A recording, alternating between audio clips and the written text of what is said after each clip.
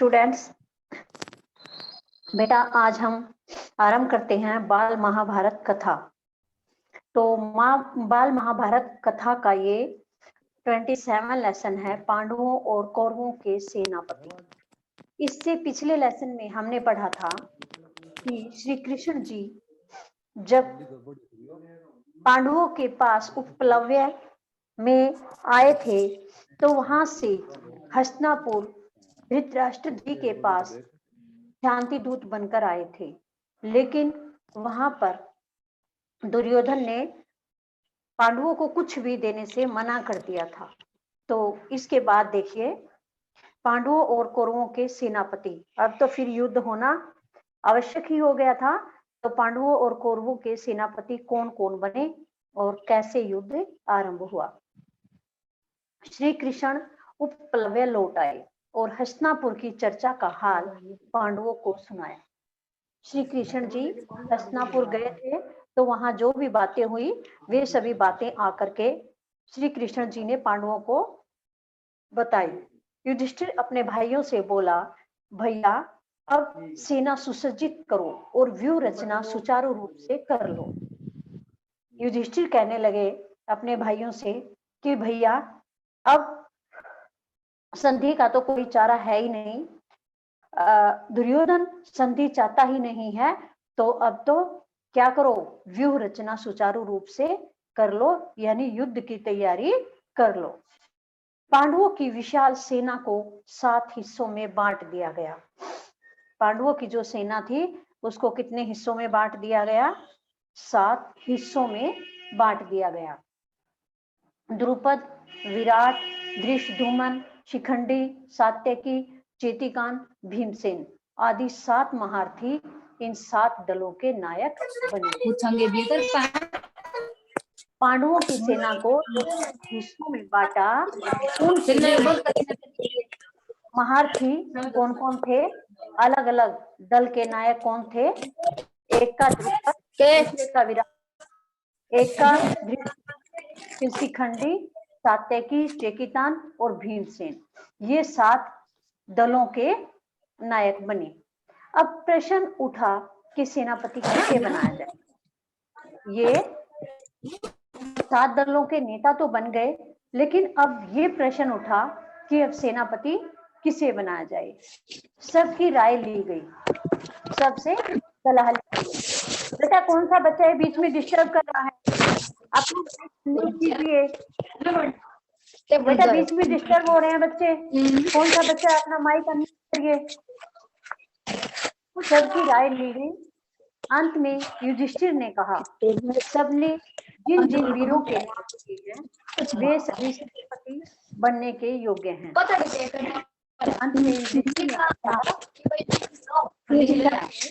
जिन जिन वीरों के नाम लिए हैं वे सभी सेनापति बनने के योग्य हैं, किंतु अर्जुन की राय मुझे हर दृष्टि से ठीक प्रतीत होती है। जिन जिन के नाम लिए गए सलाह लेने के बाद तो युधिष्ठिर ने कहा कि वे सभी सेनापति बनने के लायक हैं, किंतु अर्जुन की राय मुझे ज्यादा ठीक लगी, मैं उसी का समर्थन करता हूं। धृष्टद्युम्न को ही सारी सेना का नायक बनाया जाए। युधिष्ठिर ने कहा कि मैं अर्जुन की बात का समर्थन करता हूं और धृष्टद्युम्न को सेना का नायक बनाया जाए। वैसे तो जिन जिन के नाम लिए गए हैं सभी सेना के नायक बनने योग्य हैं, लेकिन धृष्टद्युम्न को सेना का नायक बनाया जाए। वीर कुमार धृष्टद्युम्न को पांडवों की सेना का नायक बनाया गया और उसका विधिवत अभिषेक किया गया। धृष्टद्युम्न को पांडवों की सेना ने अपना नायक बनाया और उनका अभिषेक किया, तिलक किया। अपने कोलाहल से दिशाओं को गूंजाती हुई पांडवों की सेना मैदान में आ पहुंची। अब पांडवों की सेना युद्ध करने के लिए अपने कोलाहल के द्वारा गूंज सुनाती हुई युद्ध के मैदान में आकर पहुंच गई। उधर कौरवों की सेना के नायक थे भीष्म पितामह। कौरवों की सेना के नायक कौन थे? भीष्म पितामह। भीष्म ने कहा, युद्ध का संचालन करके अपना ऋण अवश्य चुका दूंगा। लड़ाई की घोषणा करते समय मेरी सम्मति किसी ने नहीं ली थी। इसी कारण मैंने निश्चय कर लिया था कि जानबूझकर स्वयं आगे होकर पांडु पुत्रों का वध मैं नहीं करूंगा। कर्ण तुम लोगों का बहुत ही प्यारा है। शुरू से ही वह मेरा तथा मेरी सम्मतियों का विरोध करता आया है। अतः अच्छा हो कि अगर वह सेनापति बन जाए, इसमें मुझे कोई आपत्ति नहीं होगी। भीष्म पितामह ने क्या कहा कि युद्ध का संचालन मैं करूंगा और युद्ध का संचालन करूंगा और उसका अपना ऋण भी अवश्य चुकाऊंगा। लेकिन लड़ाई की जब घोषणा हुई तो मेरी सहमति किसी ने नहीं ली और मैंने इसी कारण निश्चय कर लिया था कि मैं जानबूझकर स्वयं आगे होकर पांडवों का वध नहीं करूंगा। कर्ण क्या था? कौरवों का बहुत ही प्रिय था। शुरू से ही वह भीष्म पितामह का और उनकी सहमतियों का विरोध भी करता आया था। तो भीष्म पितामह सोच रही हैं कि मैं तो चाहता हूं कि कर्ण को ही सेनापति बनाया जाए, इसमें मुझे कोई आपत्ति नहीं होगी। कर्ण का उद्दंड व्यवहार भीष्म को सदा से ही बहुत खटकता रहता था। कर्ण का व्यवहार कैसा था? भीष्म के प्रति उद्दंड व्यवहार था। इसलिए जो बच्चा ढीठ होता है, किसी का कहा नहीं मानता, उद्दंड होता है, वह बड़ों की रिस्पेक्ट नहीं करता है, इज्जत नहीं करता है, तो बड़ों को वह उसका व्यवहार या वह व्यक्ति अच्छा नहीं लगता। तो ऐसे ही भीष्म को कर्ण भी ऐसा ही उद्दंड लगता था। उनकी आंखों में खटकता था कि हमारे परिवार में यह क्या कर रहा है, दरार पैदा कर रहा है, दुर्योधन को पांडवों के खिलाफ भड़का रहा है। कर्ण ने भी हठ कर लिया था कि जब तक भीष्म जीवित रहेंगे तब तक वह युद्ध भूमि में प्रवेश नहीं करेगा। उधर से कर्ण भी हट करके बैठ गया था कि जब तक भीष्म जिंदा रहेंगे तब तक वह युद्ध भूमि में प्रवेश नहीं करेंगे। भीष्म के मारे जाने के बाद ही वह लड़ाई में भाग लेगा और केवल अर्जुन को ही मारेगा। कर्ण ने भी क्या सोच रखा था कि जब तक भीष्म पितामह जीवित रहेंगे वह युद्ध भूमि में नहीं जाएंगे।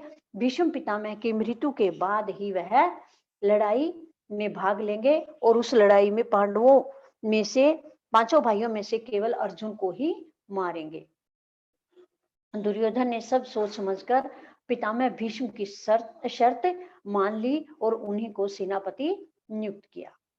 दुर्योधन ने भीष्म पितामह की बात को मान लिया और उनको सेनापति बना दिया। फलतः कर्ण तब तक के लिए युद्ध से विरत रहा।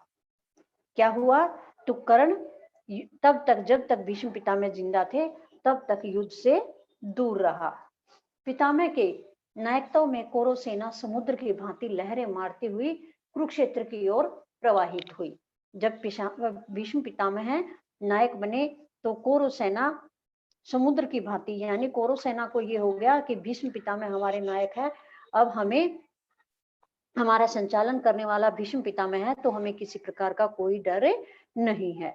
तो वे समुद्र की भांति लहरें मारते हुए कुरुक्षेत्र की ओर चले। इधर युद्ध की तैयारियां हो रही थी और उधर एक रोज बलराम पांडवों की छावनी में एकाएक जा पहुंचे। बलराम जी ने अपने बड़े बूढ़े विराट राज और द्रुपद राज को विधिवत प्रणाम किया और धर्मराज के पास बैठ गए।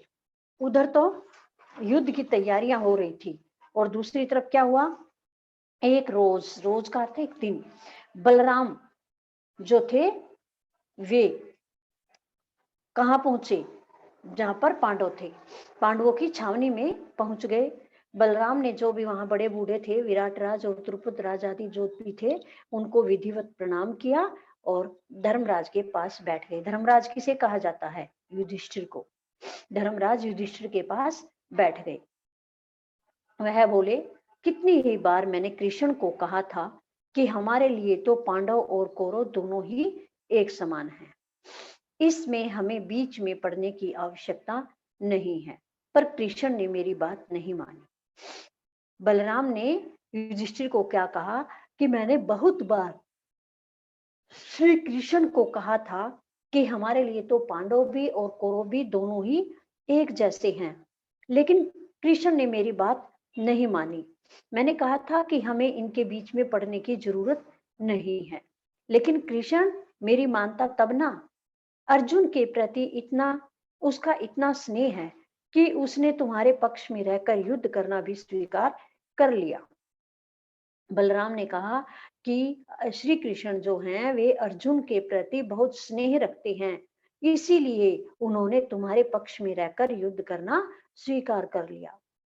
जिस तरफ कृष्ण हो उसके विपक्ष में मैं भला कैसे जाऊं? बलराम ने कहा कि जिस तरफ कृष्ण है उसके विपक्ष में यानी कौरवों के साथ मैं कैसे मिल जाऊं? भीम और दुर्योधन दोनों ही ने ही मुझसे गदा युद्ध सीखा है। भीम और दुर्योधन दुर्योधन को किसने गदा युद्ध सिखाया है? बलराम ने। दोनों ही मेरे शिष्य हैं जो शिक्षा देते हैं और जो शिक्षा लेते हैं, जिनसे शिक्षा लेते हैं, शिक्षा लेने वाले क्या कहलाते हैं? शिष्य। और शिक्षा देने वाले क्या कहलाते हैं? गुरु। तो दुर्योधन और भीम दोनों ही बलराम के शिष्य थे। दोनों पर मेरा एक जैसा प्यार है। इन दोनों कुरुवंशियों को यूं आपस में लड़ते मरते देखना मुझसे सहन नहीं होता है। बलराम ने कहा, दोनों को मैं एक जैसा प्यार करता हूँ। जो ये दोनों कुरुवंशी आपस में लड़ेंगे तो इनको लड़ते मरते देखना मेरे लिए सहन नहीं होगा। मैं उसको सहन नहीं कर सकता। कैसे अपने सामने इन दोनों को लड़ते मरते कटते देख सकता हूँ? लड़ो तुम लोग, परंतु यह सब देखने के लिए मैं यहाँ नहीं रह सकता हूँ। मुझे अब संसार से विराग हो गया है, अतः मैं जा रहा हूँ। बलराम ने कहा कि तुम सब लोग लड़ो, परंतु मैं यह सब देखने के लिए यहाँ पर नहीं रह सकता। अब संसार से विराग हो गया है। बलराम ने क्या कहा? मुझे तो अब संसार से विराग हो गया है, यानी मोह ममता खत्म हो गई है। संसार से मोह ममता खत्म हो गई है, इसलिए मैं तो जा रहा हूँ।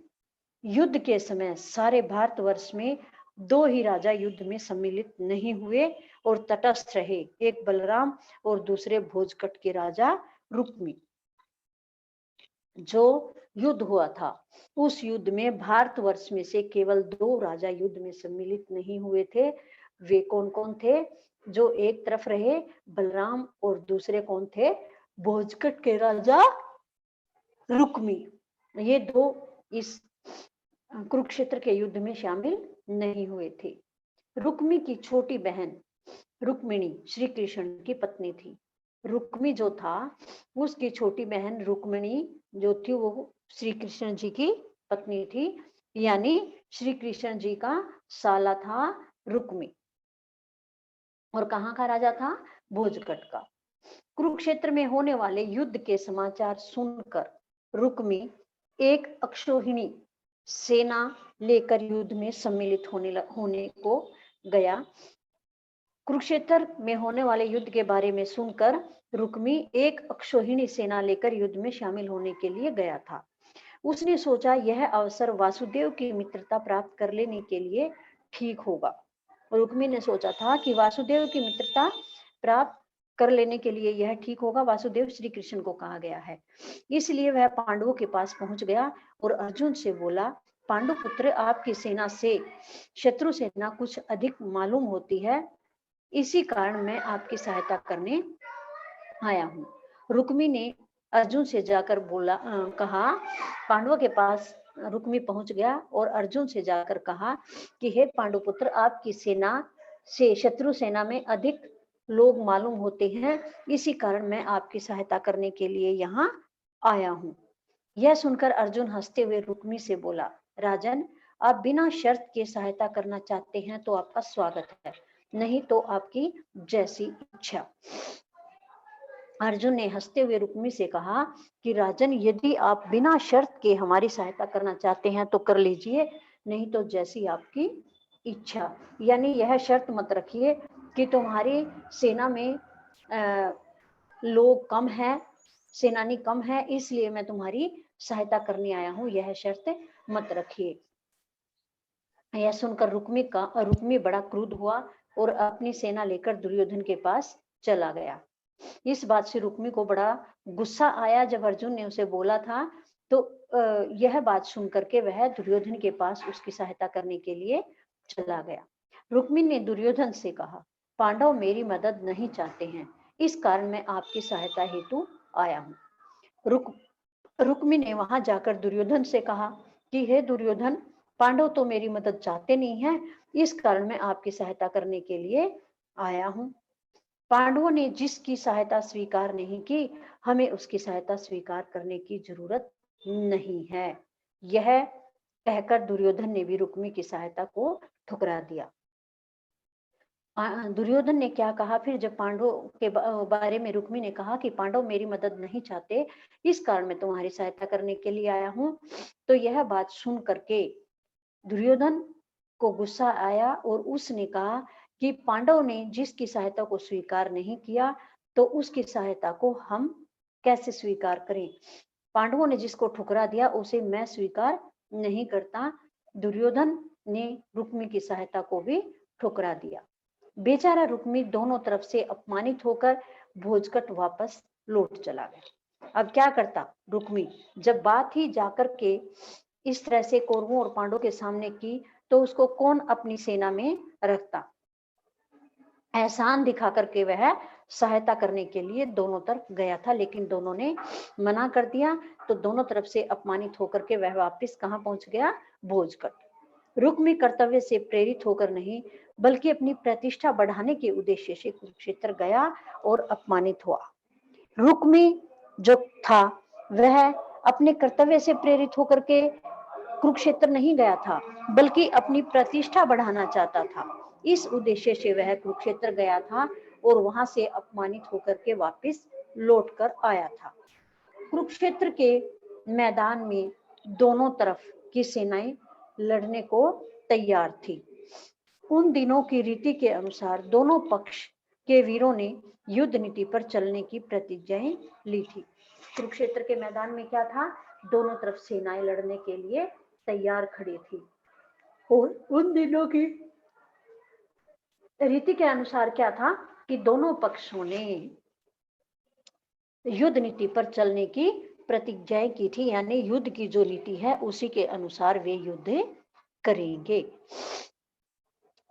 कौरवों की सेना की व्यूह रचना देखकर युधिष्ठिर ने अर्जुन को आज्ञा दी, एक जगह सब वीरों को इकट्ठे रहकर लड़ना होगा, अतः सेना को सूची मुख व्यूह में सज्जित करो।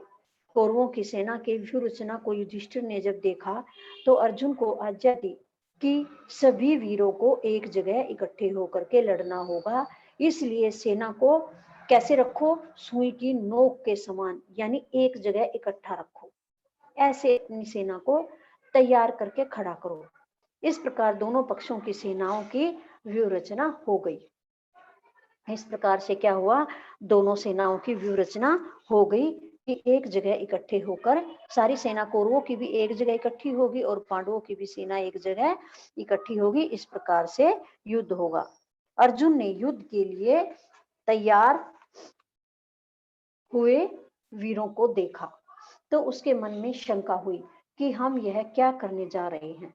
जब अर्जुन ने युद्ध के लिए तैयार हुए वीरों को देखा, तो उसके मन में संदेह हुआ कि यह हम क्या करने जा रहे हैं। उसने अपनी यह शंका श्री कृष्ण पर प्रकट कर दी। तब अर्जुन के इस भ्रम को दूर करने के लिए श्री कृष्ण ने कुरुक्षेत्र में जिस कर्म योग का उपदेश दिया वह तो विश्व विख्यात है। जब सभी वीरों को अर्जुन ने कौरवों के सामने देखा खड़े हुए, तो उसके मन में यह शंका हो गई कि हम क्या कर रहे हैं, यानी अपने परिवार वालों के साथ ही हम युद्ध करने के लिए जा रहे हैं। तो यह बात अर्जुन ने श्री कृष्ण के सामने कही। तो श्री कृष्ण जी ने कुरुक्षेत्र में ही कर्मयोग का उपदेश अर्जुन को दिया था, वह तो संसार भर में प्रसिद्ध है। क्या उपदेश दिया था, कर्म करो फल की इच्छा मत करो। कर्म करो फल की इच्छा मत करो, यानी तुम अपना कार्य करो और फल की इच्छा मत करो, फल तुम्हें कर्म के अनुसार ही मिलेगा। यह शरीर तो कैसा है, वस्त्र के समान है।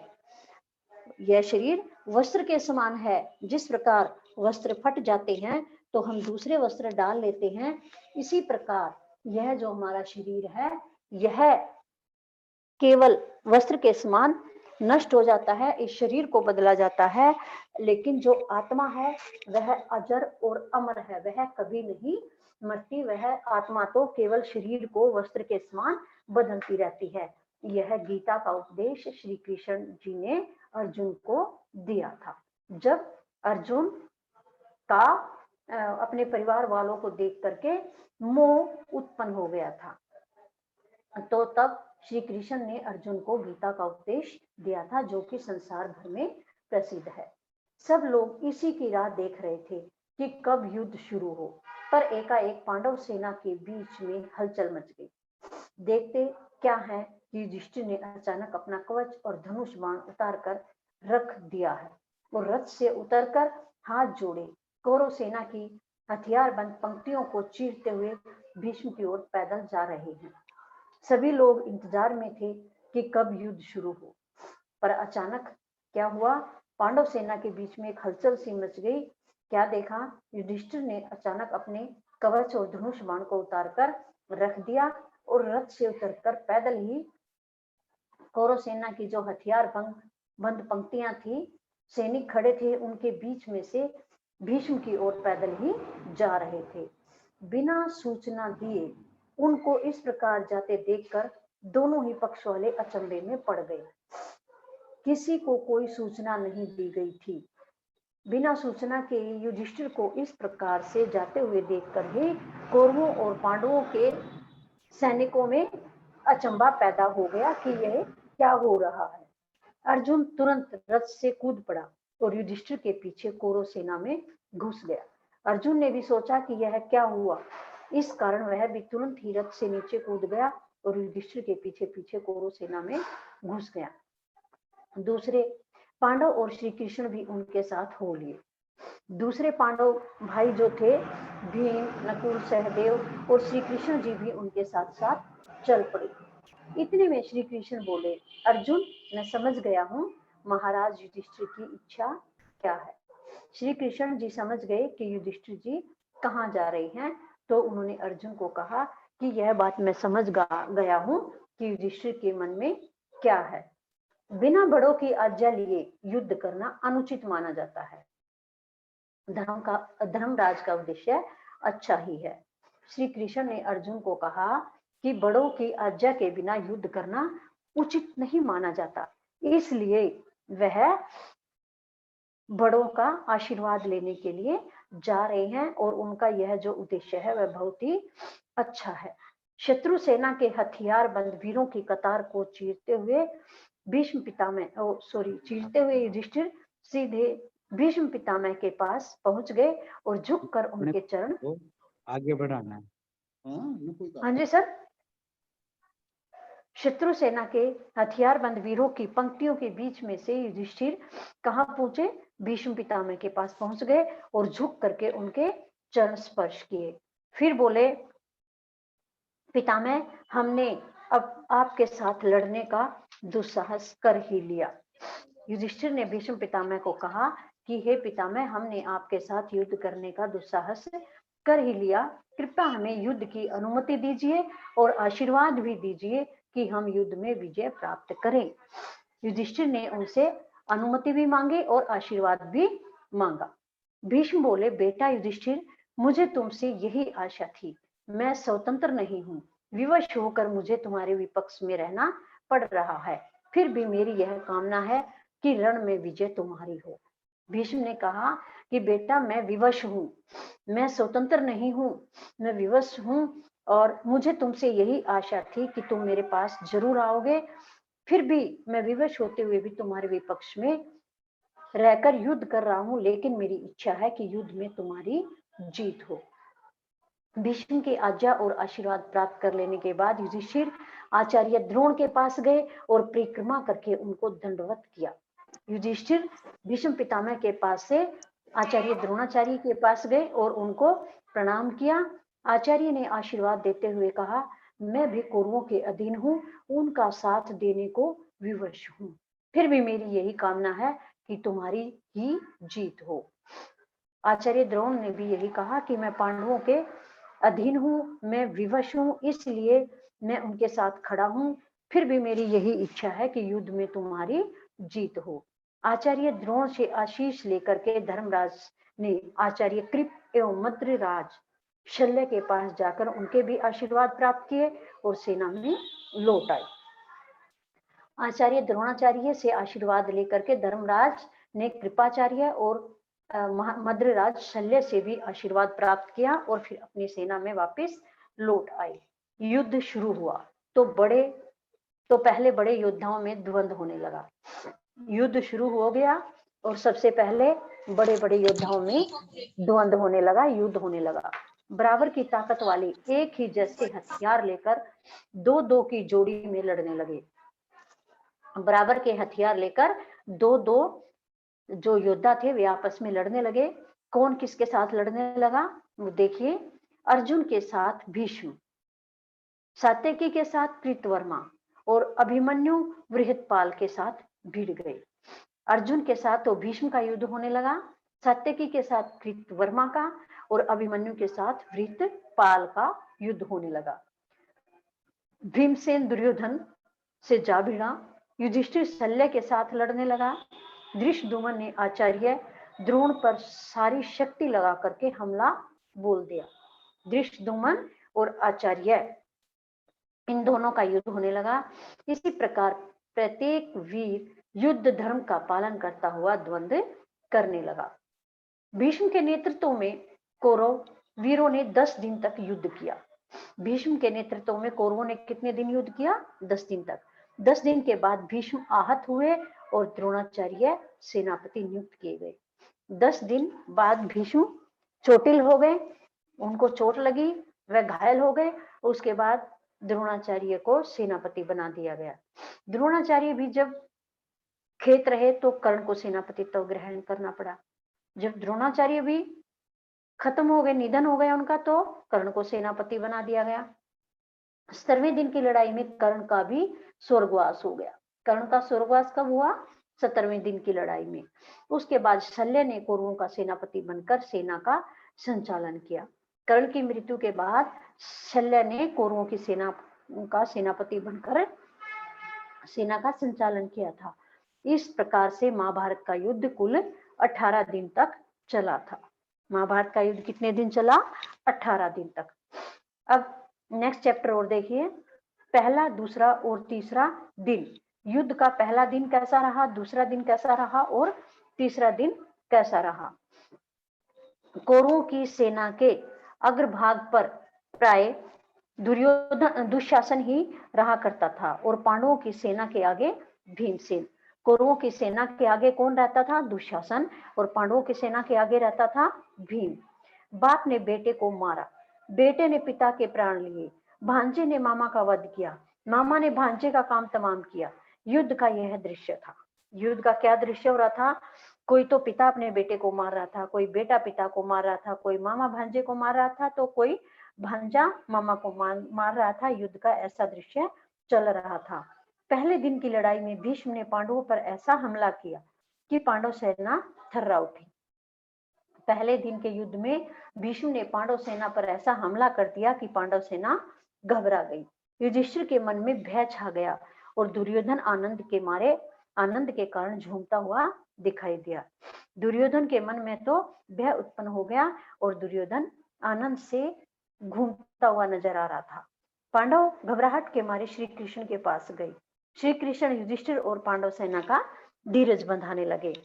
जब भीष्म ने पांडव सेना पर ऐसा हमला किया तो पांडव बुरी तरह से घबरा गए और घबरा करके वे कहाँ गए? श्री कृष्ण जी के पास। श्री कृष्ण जी ने युधिष्ठिर और पांडव सेना का धैर्य बंधाया। पहले दिन की लड़ाई में पांडव सेना की जो दुर्गति हुई उससे सबक लेकर पांडव सेना के नायक धृष्टद्युम्न ने दूसरे दिन बड़ी सतर्कता के साथ व्यूह रचना की और सैनिकों का साहस बंधाया। पहले दिन पांडव सेना की बुरी गति हुई, उससे सबक लेकर पांडव सेना के जो नायक थे धृष्टद्युम्न, उन्होंने बड़ी सतर्कता के साथ व्यूह रचना की और सैनिकों का साहस बंधाया। सारी कौरव सेना में 3 ही ऐसे वीर थे जो अर्जुन का मुकाबला कर सकते थे। भीष्म, द्रोण और कर्ण। कौरवों की सेना में भीष्म, द्रोण और कर्ण ऐसे वीर थे जो अर्जुन का मुकाबला कर सकते थे। सारे कौरव वीरों को अपना प्रतिरोध करते देखकर अर्जुन ने अपना गांडीव हाथ में लेकर इस कुशलता से युद्ध किया कि कौरव सेना के सभी महारथी देखकर दंग रह गए। सारे कौरव वीरों को अपना प्रतिरोध करते हुए देखकर, अर्जुन का सभी प्रतिरोध कर रहे थे, उसको देख करके अर्जुन ने अपने गांडीव को हाथ में लेकर इस कुशलता से युद्ध किया कि कौरव सेना के जो महारथी थे वे हैरान रह गए उनके अर्जुन के युद्ध को देखकर। भीष्म ने अर्जुन पर जोरों से हमला किया। इस प्रकार अर्जुन और भीष्म के बीच बड़ी देर तक युद्ध होता रहा, फिर भी हार जीत का कोई निर्णय न हो सका। एक और यह अद्भुत युद्ध हो रहा था तो दूसरी ओर द्रुपद का पुत्र धृष्टद्युम्न, जो द्रोणाचार्य का जन्म से बैरी था, आचार्य के साथ युद्धरत था। एक तरह तो भीष्म और अर्जुन का जबरदस्त युद्ध हो रहा था और दूसरी तरफ द्रुपद के पुत्र धृष्टद्युम्न का और द्रोणाचार्य का बड़ा ही जबरदस्त युद्ध हो रहा था। द्रोणाचार्य का धृष्टद्युम्न बचपन से ही बैरी था, दुश्मन था। सात्यकी द्वारा छोड़े गए एक बाण ने भीष्म के सारथी को मार गिराया। सारथी के गिर जाने पर घोड़े हवा से बातें करते हुए अत्यंत वेग से भाग खड़े हुए। इससे कौरव सेना में बड़ी तबाही मची। सब कौरव वीर पश्चिम की ओर देख देख कर यह मनाने लगे कि कब सूर्यास्त हो और युद्ध बंद हो, ताकि इस तबाही से मुक्ति मिले। सात्यकी ने एक बाण छोड़ा जिससे भीष्म का सारथी मर गया और सारथी के गिर जाने पर घोड़े जो थे वे अत्यंत तेज भाग करके या वे हवा से बातें करते हुए अत्यंत वेग से भागने लगे। इससे कौरव सेना में बड़ी तबाही हो गई और कौरव सेना बार बार पश्चिम की ओर इस विचार से देखने लगे कि कब सूर्य अस्त हो और युद्ध बंद हो और इस तबाही से मुक्ति मिले। सूर्य अस्त हुआ, संध्या हुई, युद्ध बंद हुआ, क्योंकि यह शर्त थी ना कि सूर्य अस्त होने के बाद युद्ध नहीं होगा, तो इसलिए वे सूर्य अस्त का इंतजार कर रहे थे और सूर्य अस्त हो गया तो युद्ध बंद हो गया। पहले दिन की लड़ाई के बाद पांडवों में जो आतंक छाया हुआ था वह दूसरे दिन के युद्ध का अंत होने के बाद कौरवों के मन पर छा गया। पहले दिन के युद्ध में तो पांडव बुरी तरह घबरा गए थे और दूसरे दिन का जो युद्ध का अंत हुआ उस समय कौरवों के मन घबरा गए थे। उस दिन कौरवों के साथ पांडवों ने बुरी की थी। तीसरे दिन दोनों सेनाओं की व्यूह रचना हो जाने के बाद दोनों पक्ष फिर से युद्ध में लग गए। अब तीसरे दिन का युद्ध शुरू हो गया और एक दूसरे पर वे दोनों पक्ष हमला करने लगे। भीमसेन द्वारा चलाए एक बाण से दुर्योधन जोर का धक्का खाकर बेहोश हो गया और रथ पर गिर पड़ा। भीमसेन ने एक ऐसा बाण मारा जिससे दुर्योधन जोर का धक्का खाकर गिर गया और बेहोश हो गया। यह देखकर उसके सारथी ने सोचा कि दुर्योधन को लड़ाई के मैदान से हटा लिया जाए, जिससे कौरव सेना को दुर्योधन के मूर्छित होने का पता न चले। दुर्योधन के सारथी ने क्या सोचा कि दुर्योधन को लड़ाई के मैदान से एक तरफ ले जाया जाए, जिससे कौरव सेना को दुर्योधन के मूर्छित होने का पता न चले। इन्हीं विचारों से प्रेरित होकर सारथी जल्दी से रथ को युद्ध भूमि से हटाकर छावनी की ओर ले गया। यह विचार करके सारथी जल्दी से रथ को कहां ले गया? युद्ध भूमि से हटाकर छावनी की तरफ ले गया। किंतु उसने जो सोचा था हुआ उससे उल्टा ही। अनुशासन के टूटने और सेना में खलबली मच जाने का कारण वह स्वयं ही बन गया। सैनिकों में भगदड़ मच गई। जो दुर्योधन के सारथी ने सोचा था उसके विपरीत हुआ। अनुशासन जैसे टूट गया और सेना में खलबली मच गई, जिससे सैनिकों में भगदड़ पैदा हो गई। इधर पांडवों की सेना में आतंक छाया हुआ था। दिन के पहले भाग में उन्होंने इधर पांडवों की सेना में आनंद छाया हुआ था। दिन के पहले भाग में उन्होंने कौरव सेना पर जिस प्रकार से हमला करके उसे तितर बितर कर दिया था, उन्हें इस बात की आशा न थी कि भीष्म इस बिखरी हुई सेना को फिर से इकट्ठा करके उन पर टूट पड़ेंगे। दुर्योधन के इस प्रकार मूर्छित हो जाने के बाद पांडवों की सेना में आनंद छाया हुआ था और सुबह पहले दिन के पहले भाग में उन्होंने कौरवों की सेना को तितर बितर कर दिया था। उसके बाद पांडवों को यह आशा नहीं थी कि दोबारा से भीष्म इस बिखरी हुई सेना को जल्दी ही इकट्ठा करके उन पर टूट पड़ेंगे। भीष्म ने ऐसा भयानक हमला किया कि पांडव सेना के पांव उखड़ गए। पांडव सेना तो आनंद से झूम रही थी। उन्हें तो आशा बिल्कुल भी नहीं थी कि भीष्म दोबारा से सेना को इकट्ठी करके उनके ऊपर टूट पड़ेंगे। तो एक तरह से ये लगा लो, अचानक से ही ऐसे हमला हुआ जिससे पांडव सेना के पैर उखड़ गए। श्री कृष्ण, अर्जुन और शिखंडी के प्रयत्नों के बावजूद सेना अनुशासन में न रह सकी। श्री कृष्ण, अर्जुन और शिखंडी ने काफी प्रयत्न किया, उसके बाद भी सेना अनुशासन में नहीं रह सकी। भीष्म के छोड़े हुए कई बाण अर्जुन एवं श्री कृष्ण के शरीर पर लग गए। इस प्रकार श्री कृष्ण को असीम क्रोध आ गया, उनसे रहा न गया। उन्होंने खुद भीष्म को मारने की ठानी। अर्जुन यह देखकर सन्न रह गया। उसने सोचा कि यह तो बड़ा अनर्थ हो जाएगा। वह रथ से उतरा और श्री कृष्ण के पीछे भागा। अर्जुन के आग्रह पर श्री कृष्ण वापस लौटकर फिर से अर्जुन का रथ हाँकने लगा। श्री कृष्ण के इस कार्य से अर्जुन उत्तेजित हो उठा और कौरव सेना पर वह वज्र करने के समान गिरा। शाम होते होते कौरव सेना बड़ी बुरी तरह से हार गई। थकी हारी सेना मशालों की रोशनी में अपने शिविरों को लौट चली। तो ये दोनों पाठ आपको लर्न करने हैं और लिखने हैं। इसकी पीडीएफ आपके पास आ जाएगी। अब मीटिंग खत्म हो गई है, टाइम हो गया है।